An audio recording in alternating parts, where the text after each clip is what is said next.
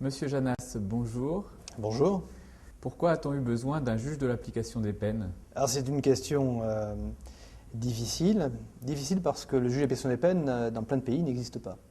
Mais en France, on a une culture juridique ancrée, fondamentale. C'est que dès qu'on touche à la liberté individuelle, il faut qu'un juge, un juge indépendant, intervienne. Et ce juge indépendant, c'est évidemment le juge d'application des peines. Alors pourquoi il intervient?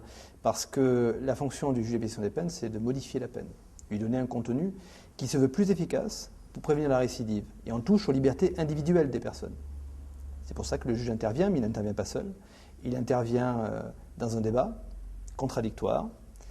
Il prend une décision qui est motivée, le détenu est là, son avocat aussi, et chacune de ces décisions est susceptible d'appel. Quelle est l'évolution des fonctions du juge de l'application des peines? C'est un juge qui a été complètement transformé. Au départ, c'était un drôle de juge, à vrai dire. C'était un juge qui n'en était pas vraiment un, dans le sens où tout ce qui fait la caractéristique d'un juge, à savoir le fait de recevoir le condamné, de l'écouter, d'entendre l'avocat, d'expliquer sa décision, et puis de permettre qu'elle soit remise en question si elle ne convient pas, eh bien, tout cela n'existait pas jusqu'à très récemment, puisque jusqu'à l'an 2000, eh bien, on avait un juge qui, sur les observations de la mission pénitentiaire, les observations du procureur, eh bien, décidait de libérer ou pas. Ce sont des modalités de liberté surveillée. L'évolution est importante, c'est le fait d'être devenu un juge à part entière ayant les plus grands pouvoirs dans le respect du contradictoire, c'est-à-dire à chaque fois avec des garanties pour modifier la peine. C'est-à-dire que concrètement, aujourd'hui, on prend une décision après avoir reçu le condamné, il y a un débat, il y a un avocat, il y a une explication qui est la motivation, et il y a un appel possible. Et cela, ça change tout.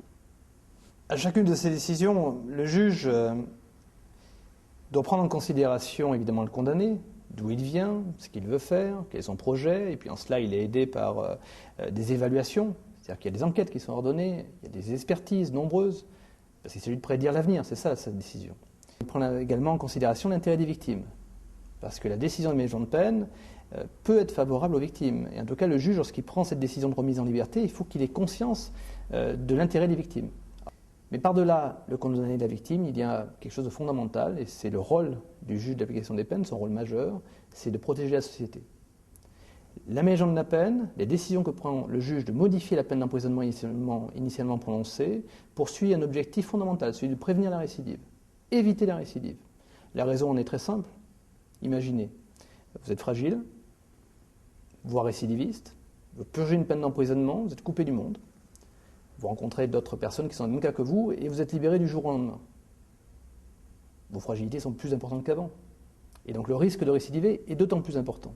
Autre scénario, vous êtes libéré avant, de manière encadrée, avec un véritable contrôle qui s'opère, avec des obligations. Eh bien, dans ce cas-là, il existe une alternative et la récidive va être beaucoup moins importante. Il s'agit d'un constat de la pratique, mais pas seulement.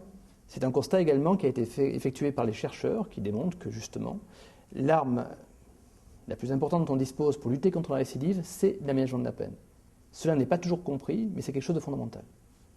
Monsieur Janas, merci. Merci à vous.